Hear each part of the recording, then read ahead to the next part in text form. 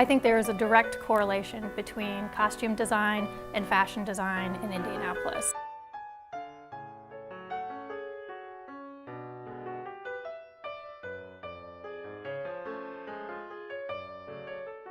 With anything, the original inspiration isn't actually what we photographed. After coming here and visiting with Guy Clark, who is the costume shop manager here at the IRT, he informed me that they're going to be doing Hyde, which is a version of Jekyll and Hyde.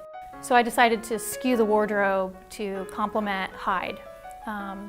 He took me over to the warehouse, which is just a few blocks north of here, and it is an amazing quantity of clothing.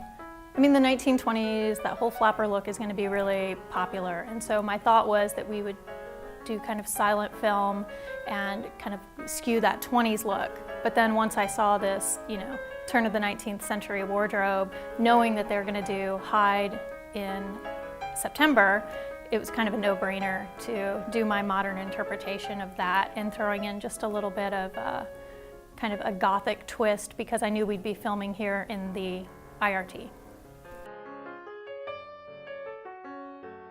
This was a real treat for me because I got to work with a brand new makeup artist, a hairstylist I hadn't worked with, a model talent I hadn't worked with, and in an environment that I've never been in for this type of purpose. I mean, everything for me was new and inspiring, and it was just a really great experience.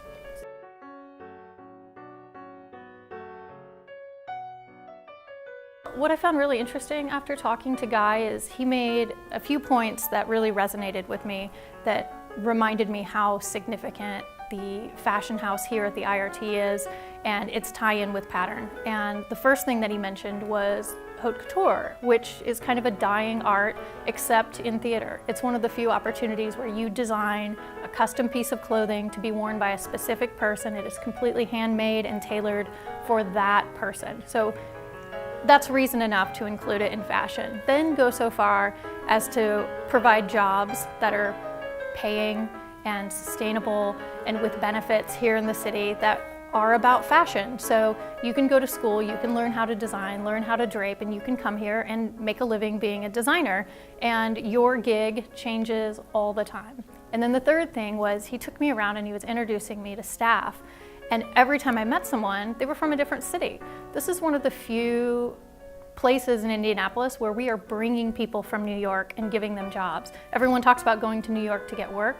Well, in costume design, there's tons of opportunity in Indianapolis. So I think there's a direct correlation between costume design, fashion design, and its relevance in Indianapolis.